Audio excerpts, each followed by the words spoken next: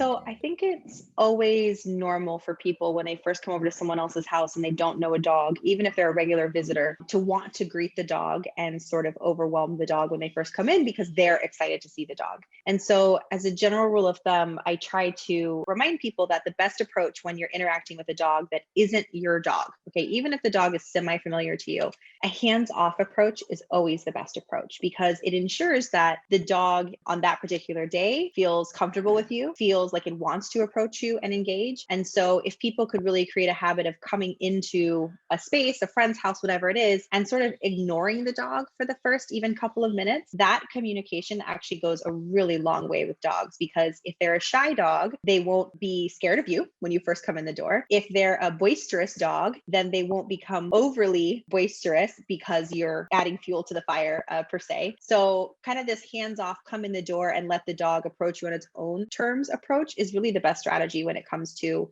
anyone else coming into your home and interacting with the dog.